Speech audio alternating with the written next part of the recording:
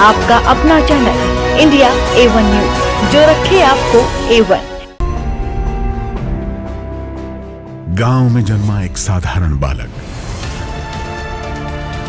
जो बना भारत के स्वर्णिम इतिहास का अध्याय। अपनी मेहनत और लगन के दम पर गांव की पगडंडी से राष्ट्रपति भवन तक एक सफर, एक मिसाल। ये कहानी है श्री रामनाथ कोविंद की।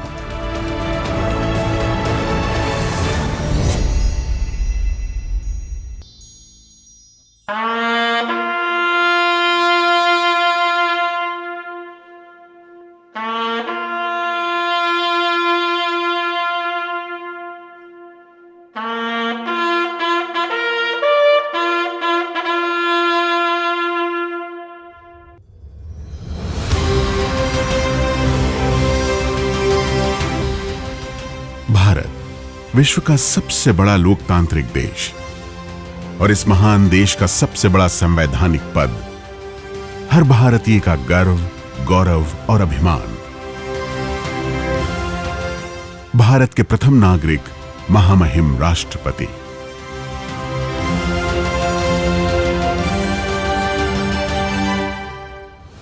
I, Anup Mishra, the returning officer for the presidential election 2017, hereby declare that Shri Ramnath Kovind, Kanpur, Uttar Pradesh, has been duly elected to the office of the President of India.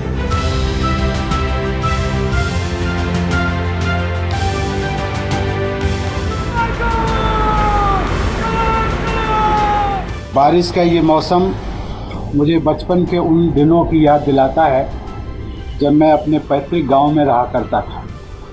घर कच्चा था, मिट्टी की दीवारें थी। तेज बारिश के समय फूस की बनी छत पानी रोक नहीं पाती थी। आज देश में ऐसे कितने ही रामनाथ कोविंद होंगे जो इस समय बारिश में भीग रहे होंगे, कहीं खेती कर रहे होंगे, कहीं मजदूरी कर रहे होंगे, शाम को भोजन मिल जाए इसके लिए पसीना बहा रहे होंगे। आज मुझे उनसे कहना है कि परौंठ गांव का रामनाथ कोविंद राष्ट्रपति भवन में उन्हीं का प्रतिनिधि बनकर जा रहा है।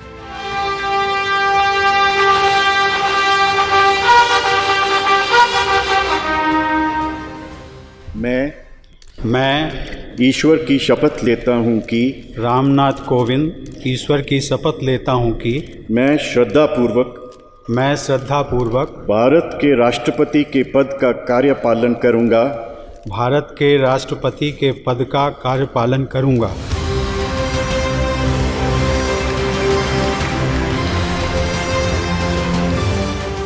श्री रामनाथ कोविंद, भारत के 14वें राष्ट्रपति।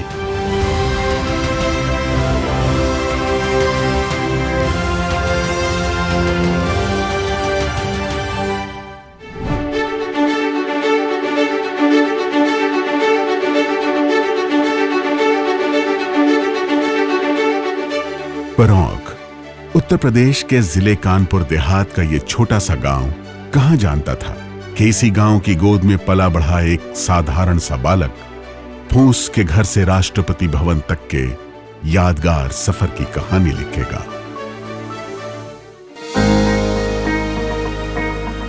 परौंख की यही वो पाठशाला थी जहां बालक रामनाथ ने जिंदगी का पहला सबक सीखा।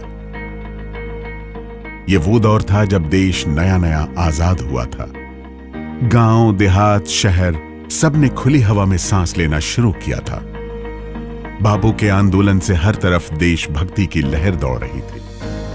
भारत की राजनीतिक और सामाजिक व्यवस्थाएं नए सिरे से आकार ले रही थी। बाबा साहब अंबेडकर की अगुवाई में स्वतंत्र भारत ने अपना संविधान तय कर लिया था। बदलाव के बयार तो सब महसूस कर रहे थे, पर यह कोई नहीं जानता था कि यह छोटा सा गांव भी इस बड़े बदलाव का हिस्सा बनेगा। इसी गांव का एक बालक एक दिन देश के सर्वोच्च संवैधानिक पद पर आसीन होगा और भारत के संविधान का सबसे बड़ा सिपाही बनेगा।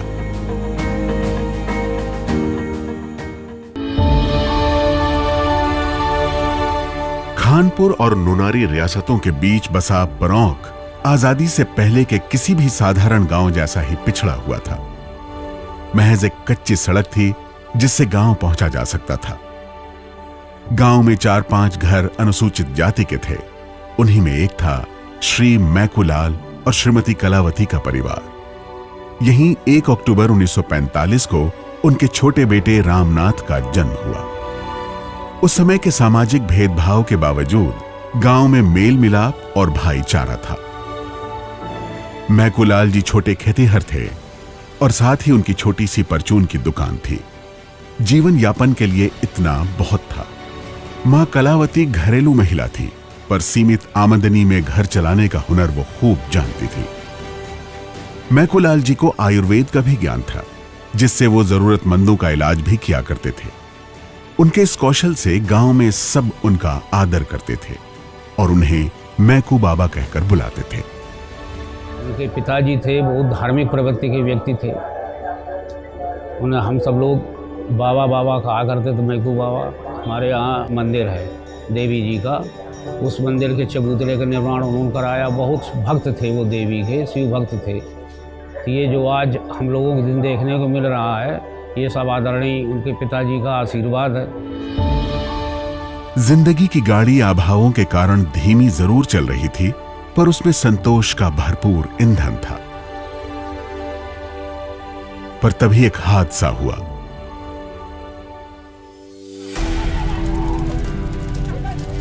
रामनाथ के फूस का घर आग से जलकर राख हो गया। मां कलावती की धुएं में दम घुटने से मृत्यु हो गई। उस हादसे को याद करते हुए रामनाथ के बड़े भाई आज भी भावुक हो जाते हैं। जैसे वो आग थी, वो फिर उसके कुछ निकालने के लिए कुछ अंदर तिजवारी में गई कमरे में और वहाँ निकालने लगी।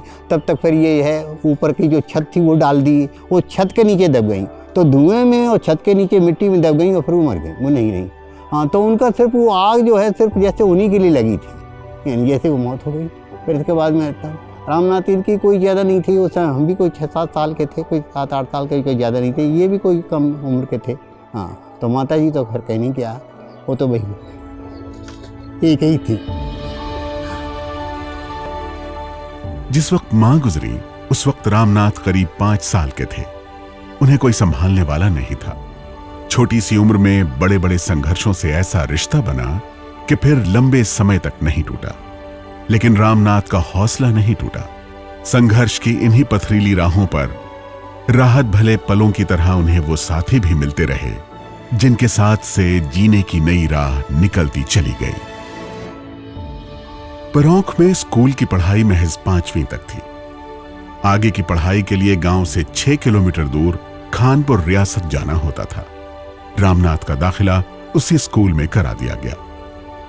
परौंख से खानपुर रियासत तक जाने आने का रास्ता रामनाथ को रोज पैदल ही तय करना पड़ता था। गरीबी के कारण उनके पास चप्पल जूते भी नहीं थे। गर्मी के दिनों में पैर जलने लगते थे, लिहाजा 6 किलोमीटर का ये रास्ता वो तेज दौड़कर तय किया करते थे।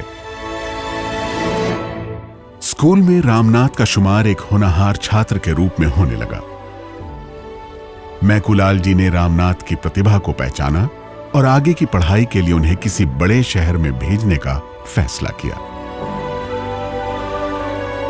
अपने इस सपने के लिए उनके पिता ने धन का अभाव आड़े नहीं आने दिया, लिहाजा आगे की पढ़ाई के लिए रामनाथ कानपुर आ गए।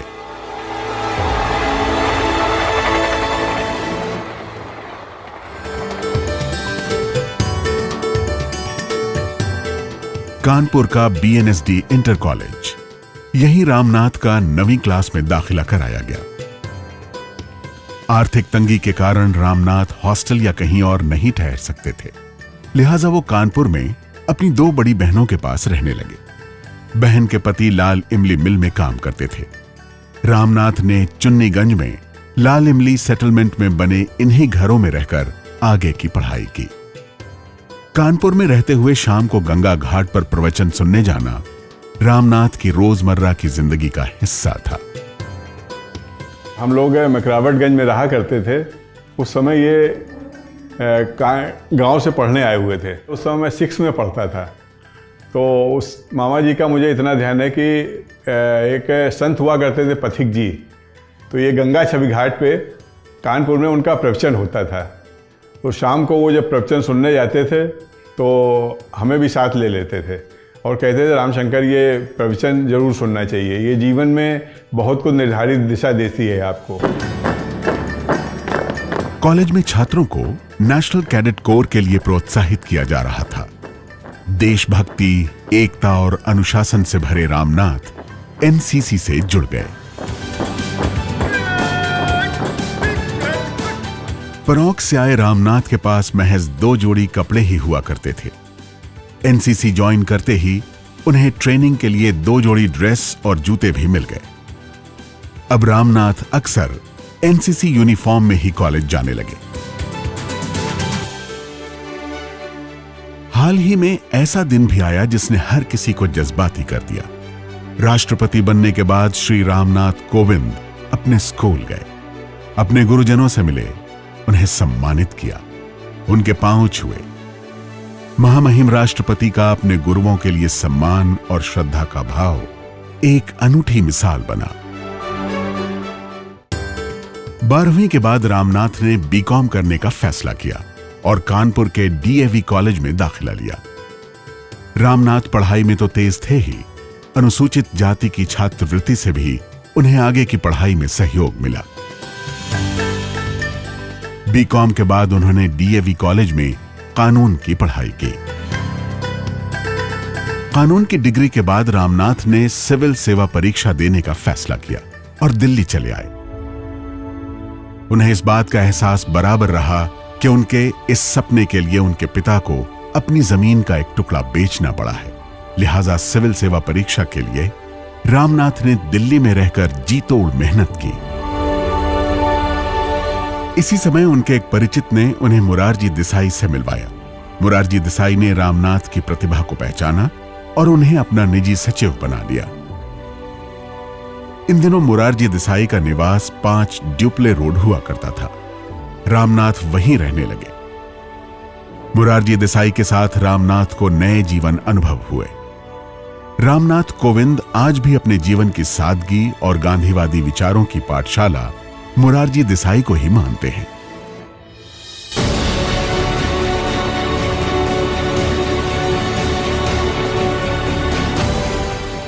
फिर वो यादगार दिन भी आया जब उनकी मेहनत और लगन रंग लाई। रामनाथ सिविल सेवा परीक्षा में सफल हो गए, पर उन्हें अपने भविष्य की बेहतर संभावना वकालत में दिखाई दी और उन्होंने दिल्ली हाई कोर्ट में प्रैक्टिस करने का फैसला किया। 30 मई 1974 एक नई जिंदगी से जुड़ी जब उनका विवाह सविता जी से हुआ। सविता जी बताती हैं कि रामनाथ जी से उनकी पहली मुलाकात कोली समाज के एक कार्यक्रम में हुई थी। हमारी एक कोली समाज की संस्था है, उसमें हमारा परिवार जाया करता था। समाज सेवा में जुटे हुए थे सब लोग। उसमें कोविंद जी भी आते थे। उनका ये कोली समाज से जो प्रेम भाव मैंने देखा, उसको देख के मैं बहुत इम्प्रेस हुई। मेरे बड़े भाई कैप्टन बलवीर कुमार कोहली ने उनसे बहुत हिम्मत जुटा के कोविंद जी से बात की, शादी की और प्रस्ताव रखा, शादी का प्रस्ताव रखा। फिर उसके बाद कोविंद जी का हमारे परिवार में और हमारे परिवार का उनके परिवार में आना जाना शुरू हुआ। मैं कोविंद जी से जब भी मिली, उनको देखा, उनको परिवार में, उनका विनम्र भाव मुझे बहुत अच्छा लगा। मैं इससे बहुत इम्प्रेस हुई कि कितने सादगी भरे इंसान हैं। सविता जी से शादी के बाद रामनाथ की जिंदगी थोड़ी और पटरी पर आई। वकालत जारी रही, पर एक बात थी जो रामनाथ को बराबर खटक रही थी। वकालत के शुरुआती दिनों में एडवोकेट रामनाथ ने देखा कि समाज की मजलूम और गरीब महिलाएं कानूनी जानकारी और धन के अभाव में न्याय से वंचित हैं। लिहाजा उन्होंने ऐसे तमाम जरूरतमंदों को मुफ्त कानूनी सलाह देने का फैसला किया, उनके मुकदमे मुफ्त लड़ने का निश्चय किया। इसी दौरान रामनाथ उस समय के जाने माने एडवोकेट और पूर्व कानून मंत्री ए.के. सेन के संपर्क में आए और थोड़े ही समय में रामनाथ ने वकालत में अपनी एक खास जगह बना ली। दिल्ली हाईकोर्ट में रामनाथ की वकालत समाज में हाशिए पर खड़े लोगों को दी गई मुफ्त कानूनी सहायता के लिए आज भी जानी जाती है। साल 1978 जब Ramnath Kovind advocate on record का इम्तिहान पास कर इनरोल हुए और उन्होंने सुप्रीम कोर्ट में प्रैक्टिस करने का फैसला किया। बाद में वो केंद्र सरकार के स्टैंडिंग काउंसिल भी बने और फिर 1980 से 1993 तक सुप्रीम कोर्ट की वकालत में मसरूफ रहे। एडवोकेट अनिल सोनी बताते हैं कि रामनाथ जी को कोर्ट में सुनना ऐसा होता था जैसे कोई विनम्र व्यक्ति पूरे आदर और इत्मीनान से अपनी बात कह रहा हो। 86 और 87 के बीच में जब पहली दफ़ा मैं सुप्रीम कोर्ट गया देखने, उस टाइम तो केस नहीं था मेरे पास, लेकिन जब कोर्ट में गया तो मैंने कोविंद जी को आर्ग्यूमेंट करते हुए देखा और बड़े सॉफ्ट स्पोकन और बड़े फर्मली अपने व्यू पॉइंट कोर्ट में रख रहे थे। और जब उन्होंने अपनी बहस ख़त्म करी तो कोर्ट ने कहा कि yes, you have taught us law today and we would have exceeded our jurisdiction had you not taught us. तो मुझे बड़ा इम्प्रेसिव लगा कि ये शख्स कौन है।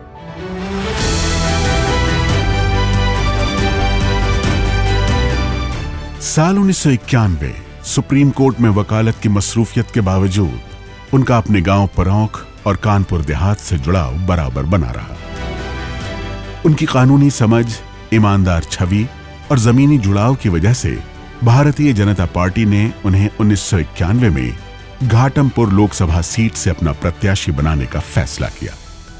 यही वो साल था जहां से रामनाथ कोविंद का राजनीतिक सफर शुरू हुआ। हमको उस चुनाव का प्रभारी बनाया गया।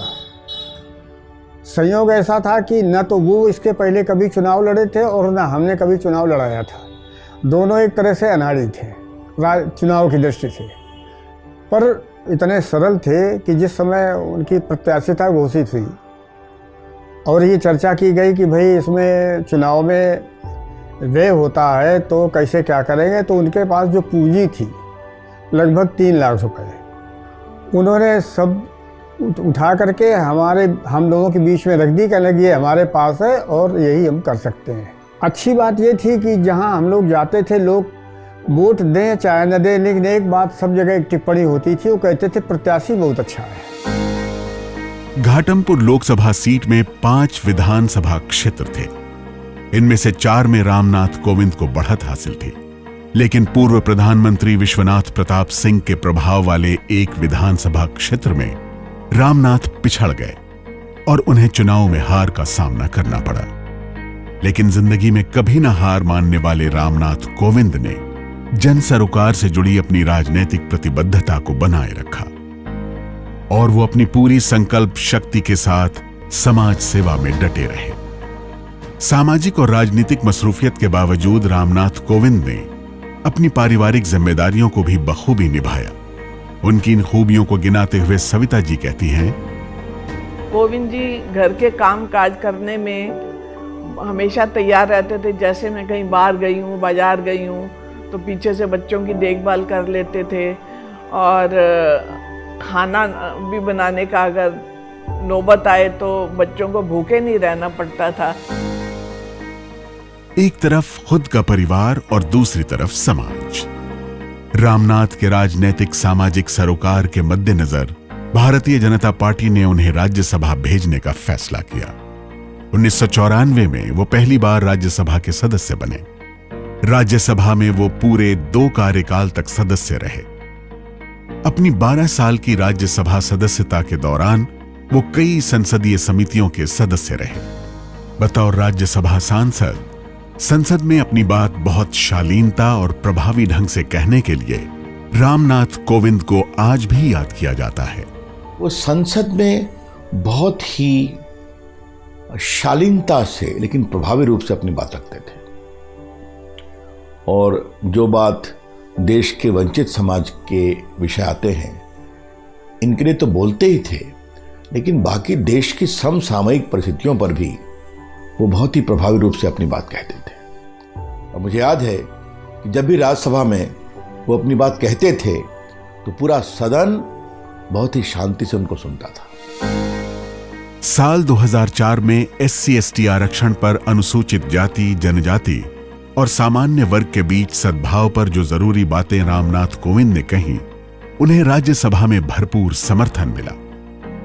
आरक्षण की कभी कभी बात ही आ जाती है, कभी कभी जो समाज से स्वर फूटते हैं उनको लगता है कि शायद ये बहुत, मैं भी मानता हूं।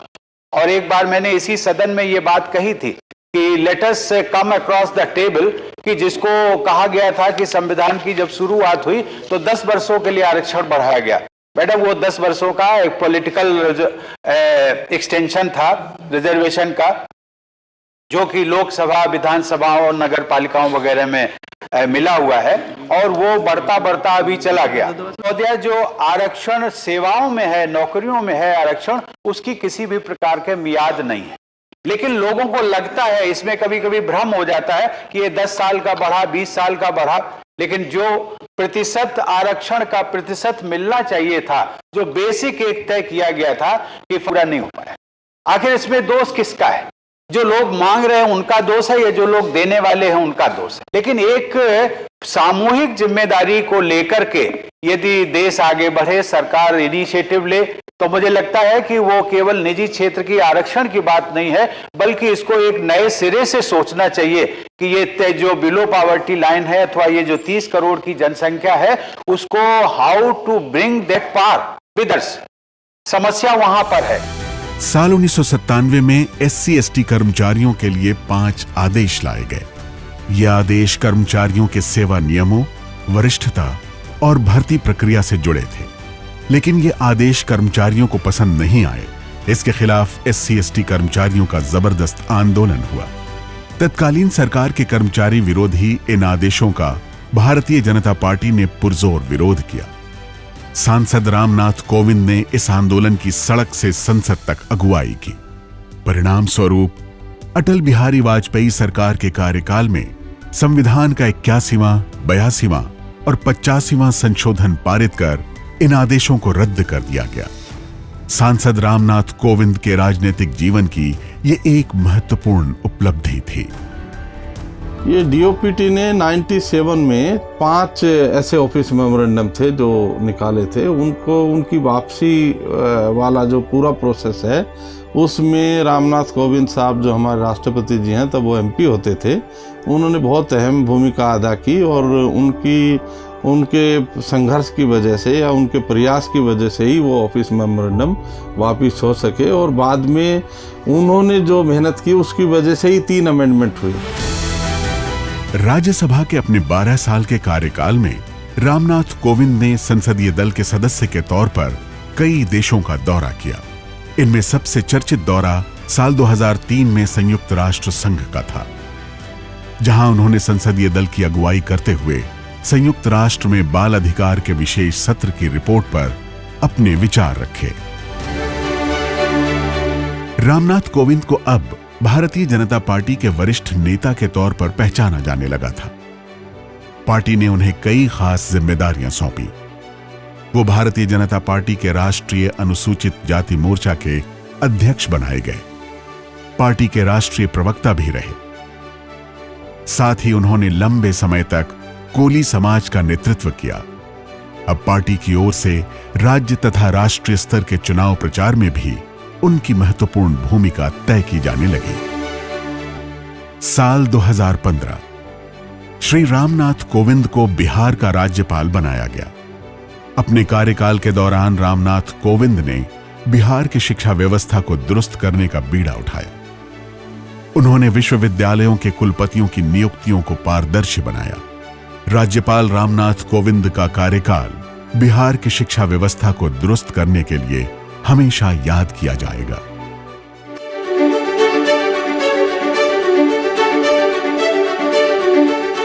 यह वो समय था जब बतौर राष्ट्रपति श्री प्रणब मुखर्जी का कार्यकाल पूरा होने वाला था। देश को अपने नए राष्ट्रपति की तलाश थी। तभी एक दिन पटना राज्य भवन में राज्यपाल श्री रामनाथ कोविंद के लिए दिल्ली से फोन आया। उन्हें राष्ट्रीय जनतांत्रिक गठबंधन की ओर से राष्ट्रपति चुनाव के उम्मीदवार बनाए जाने की सूचना दी गई। राष्ट्रपति पद के चुनाव में NDA के प्रत्याशी के रूप में आज श्री रामनाथ कोविंद गवर्नर बिहार का नाम तय किया गया है। सत्तारूढ़ गठबंधन की ओर से राष्ट्रपति पद का उम्मीदवार होना अपने आप में इस बात का प्रमाण था कि अब श्री रामनाथ कोविंद ही भारत के 14वें राष्ट्रपति होंगे। बावजूद इसके रामनाथ कोविंद ने राष्ट्रपति चुनाव से पहले सभी दलों से समर्थन का आग्रह किया।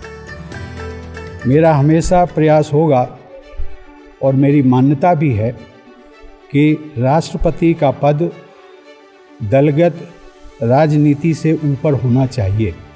एनडीए के सभी घटक दलों ने मेरा समर्थन किया है। इसके अतिरिक्त भी कुछ राजनीतिक दलों ने समर्थन किया है। इन सब के लिए मैं हृदय से आभार व्यक्त करता हूं और सभी को विश्वास दिलाता हूं कि मैं सर्वोच्च पद की गरिमा को बनाए रखने के लिए हर संभव प्रयास करूंगा। उनके विरुद्ध यूपीए की ओर से महिला प्रत्याशी श्रीमती मीरा कुमार थी। इस चुनाव में रामनाथ कोविंद जी ने श्रीमती मीरा कुमार को भारी अंतर से हराया। उन्हें 65.65% मत मिले और वो भारत के 14वें राष्ट्रपति घोषित किए गए।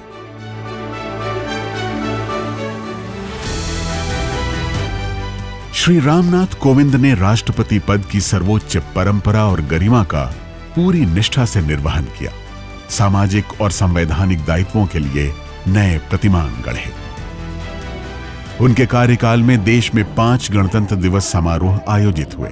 साल 2018 की परेड में राजपथ उन भावुक पलों का गवाह भी बना जब देश के एक वीर सपूत को मरणोपरांत अशोक चक्र प्रदान करते हुए राष्ट्रपति की आंखें नम हो गईं। कॉर्पोरल ज्योति प्रकाश निराला की पत्नी श्रीमती सुषमा नंद, साथ में है उनकी माताजी।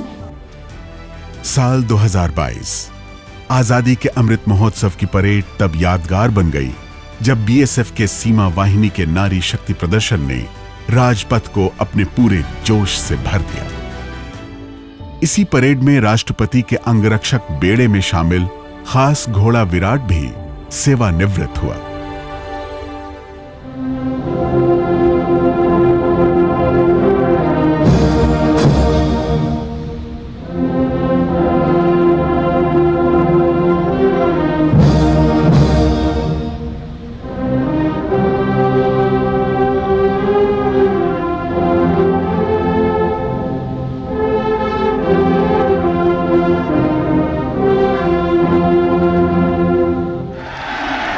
इसी दौरान राष्ट्रपति भवन कई भव्य राज्य समारोहों का गवाह भी बना, जिनकी यादें हमेशा ताजा रहेंगी।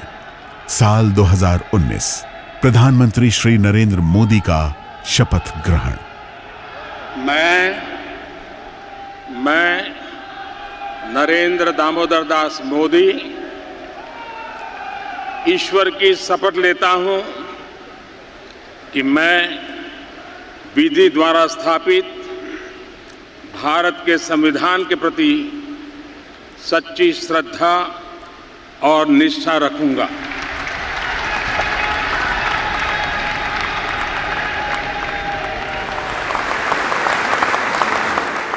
अपने कार्यकाल में महामहिम राष्ट्रपति श्री रामनाथ कोविंद ने अपने हाथों भारत के 500 विशिष्ट नागरिकों को उनके व्यक्तिगत गुणों के सम्मानार्थ पद्मश्री प्रदान किए। 66 गणमान्य नागरिकों को पद्म भूषण से नवाजा। 25 बेहद खास भारतीयों को पद्म विभूषण से अलंकृत किया। श्री प्रणब मुखर्जी को भारत रत्न से अलंकृत किया।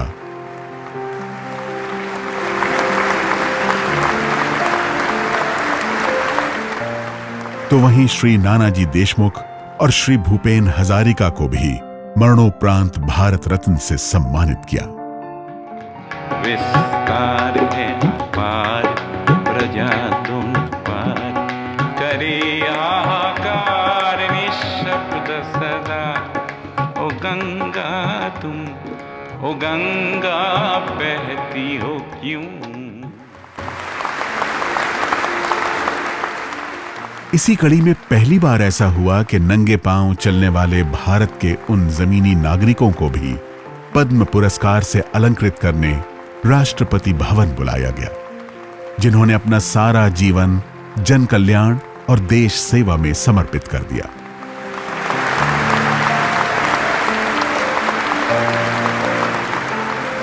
राष्ट्रपति भवन उन उदार क्षणों का साक्षी भी बना जब राष्ट्रपति श्री रामनाथ कोविंद ने अपने प्रोटोकॉल से बाहर आकर पद्म पुरस्कार पाने वालों को व्यक्तिगत आदर दिया। भारत के पहले chief of defence staff general Bipin Rawat को परम विशिष्ट सेवा मेडल प्रदान किया। विंग कमांडर वर्धमान अभिनंदन को वीर चक्र दिया।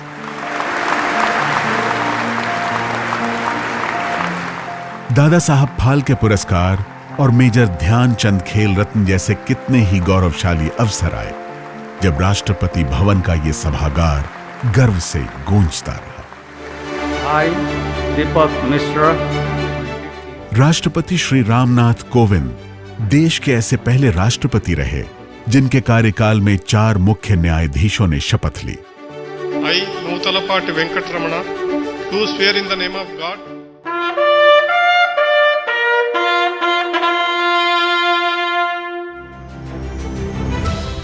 अन्य देशों से भारत के संबंध को मजबूत बनाने के लिए राष्ट्रपति श्री रामनाथ कोविंद की भूमिका हमेशा याद की जाएगी।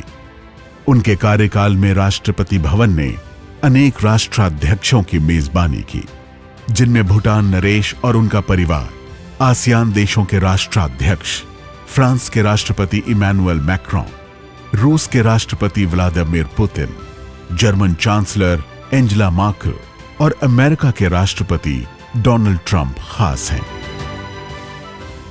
महामहिम राष्ट्रपति श्री रामनाथ कोविंद के विदेशी दौरों से दुनिया भर में हमारे देश की ओर से विश्व शांति और भाईचारे का पैगाम पहुंचा और अन्य देशों से भारत के संबंधों में मजबूती आई।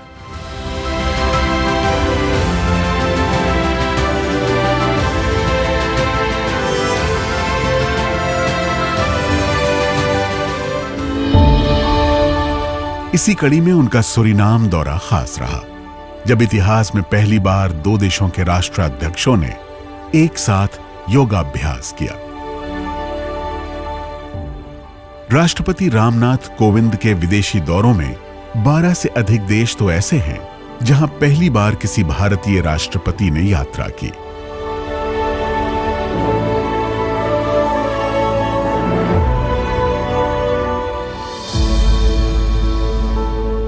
उनका पूरा कार्यकाल भारतीय सांप्रदायिक सौहार्द की बेहतरीन मिसाल बना।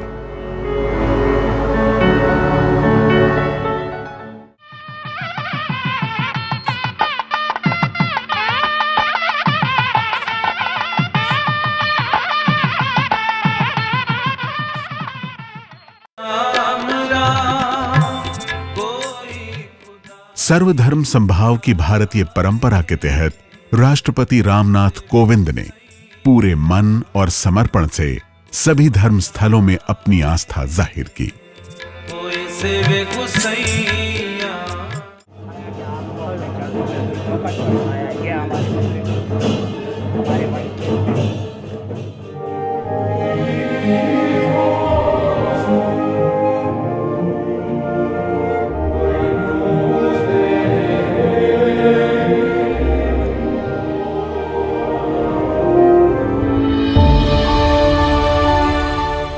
पदभार ग्रहण के फौरन बाद ही राष्ट्रपति रामनाथ कोविंद ने फैसला लिया कि वो राष्ट्रपति भवन परिसर में बने मंदिर, मस्जिद, गुरुद्वारे और चर्च में खुद उपस्थित होकर सभी त्योहारों में शामिल होंगे।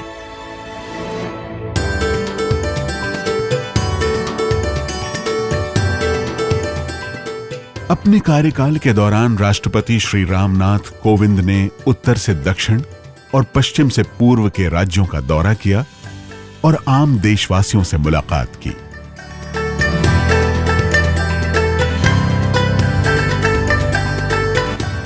समय समय पर राष्ट्रपति श्री रामनाथ कोविंद ने देश के विभिन्न राजनीतिक दलों के प्रतिनिधियों से मुलाकात की और महत्वपूर्ण राष्ट्रीय अंतर्राष्ट्रीय मुद्दों पर विचार विमर्श किया।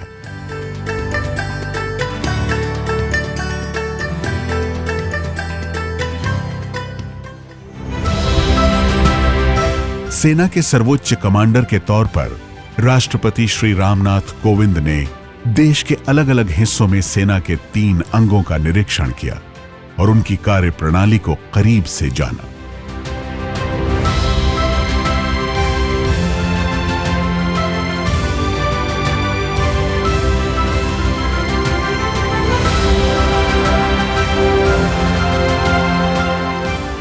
राष्ट्रपति दुनिया के सबसे ऊंचे युद्ध स्थल सियाचिन भी गए और जवानों से मिले। सियाचिन जाने वाले वो देश के दूसरे राष्ट्रपति बने। उनसे पहले 2004 में तत्कालीन राष्ट्रपति श्री APJ अब्दुल कलाम ने सियाचिन का दौरा किया था।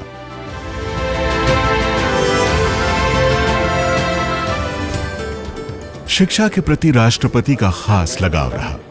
यही कारण था कि स्कूली छात्रों से लेकर उच्च शिक्षण स्थानों के छात्रों तक उनका संवाद बराबर बना रहा।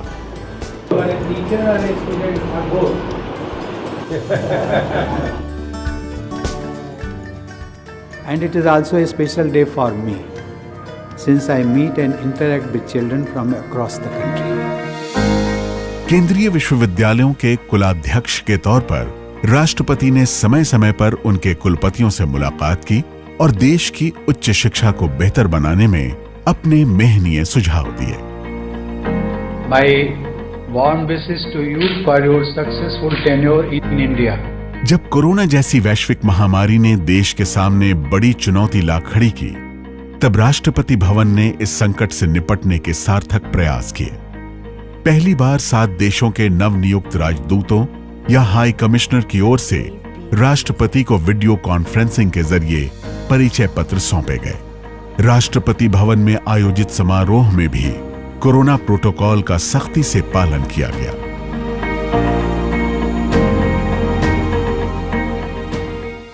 राष्ट्रपति श्री रामनाथ कोविंद की ओर से उत्तर प्रदेश, बिहार और असम में बाढ़ और कोरोना प्रभावित लोगों के लिए राहत सामग्री भेजी गई। प्रथम महिला श्रीमती सविता कोविंद ने भी अपना योगदान दिया और खुद मास्क बनाए, जिन्हें दिल्ली के शेल्टर होम्स में भेजा गया।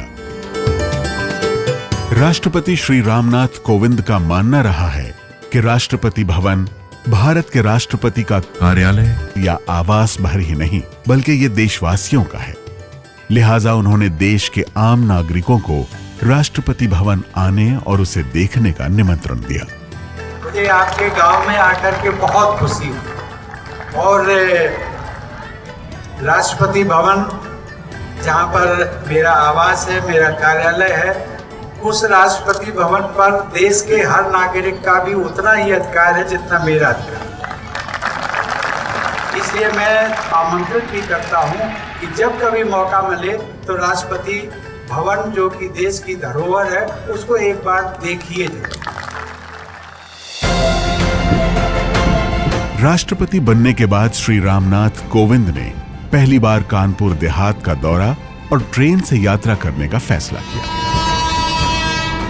इस तरह वो उन स्थानों पर रुके और लोगों से मिल सके जहां उन्होंने अपने संघर्ष के शुरुआती दिन बिताए थे।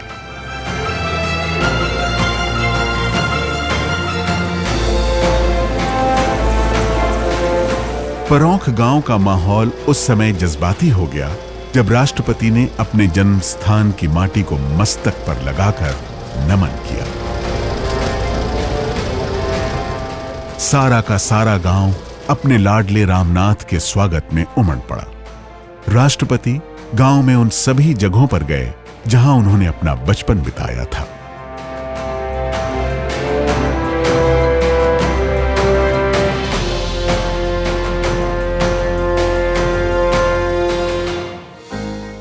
परौंख की पगडंडियां तब एक बार फिर अपने भाग्य पर इतराने लगी जब भारत के प्रधानमंत्री श्री नरेंद्र मोदी राष्ट्रपति श्री रामनाथ कोविंद के गांव पहुंचे। यह एक ऐतिहासिक क्षण था जब देश के किसी राष्ट्रपति की जन्मभूमि पर मौजूदा वक्त के प्रधानमंत्री और राष्ट्रपति दोनों मौजूद थे। प्रधानमंत्री श्री नरेंद्र मोदी ने परौंख के संस्कारों के साथ साथ राष्ट्रपति को भी प्रणाम किया। साथियों, परौंख की मिट्टी से राष्ट्रपति जी को जो संस्कार मिले हैं, उसकी साक्षी आज दुनिया बन रही है। और मैं आज देख रहा था कि एक तरफ संविधान, दूसरी तरफ संस्कार, और आज गांव में राष्ट्रपति जी ने मुझे आज हैरान कर दिया। वे स्वयं हेलीपैड पर रिसीव करने आए। मैं बड़ी शर्मिंदगी महसूस कर रहा था। मैंने कहा, राष्ट्रपति जी, आपने मेरे साथ अन्याय कर दिया आज। तो उन्होंने सहज रूप से कहा कि संविधान की मर्यादाओं का पालन तो मैं करता हूं, लेकिन कभी कभी संस्कार की भी अपनी ताकत होती है। आज आप मेरे गांव में आए हैं, मैं यहां पर अतिथि का सत्कार करने के लिए आया हूं। अतिथि देवो भव के संस्कार भारत में किस प्रकार से हमारी रगों में पहुंचे हैं, उसका उत्तम उदाहरण आज राष्ट्रपति जी ने प्रस्तुत किया। मैं राष्ट्रपति जी को आदरपूर्वक प्रणाम करता हूं।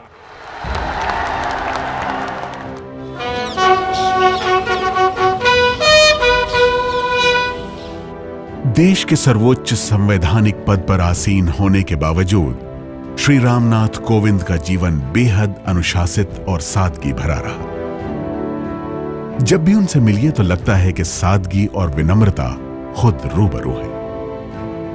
अनुभवों को जानिए तो महसूस होता है कि जैसे पूरा विश्वविद्यालय आपसे मुखातिब है। जमीनी संघर्ष और तजुर्बे में तपी शख्सियत ऐसी कि जैसे हमारे हताश मन को हौसला देते हुए वो कह रहे हों, मंजिलें क्या हैं, रास्ता क्या है, हौसला हो तो फासला क्या है। मत समझना पिछड़ गया तू, कारवां से बिछड़ गया तू अकेला ही कारवां बन जा, ठान ले दिल में सोचता क्या है। मंजिलें क्या हैं, रास्ता क्या है, हौसला हो तो फासला क्या है। आंधियों के विरुद्ध चलने का ये समय है, समय बदलने का। तू चलेगा तो चल पड़ेंगे सब, अपने कदमों को रोकता क्या है। मंजिलें क्या हैं, रास्ता क्या है, हौसला हो तो फासला क्या है।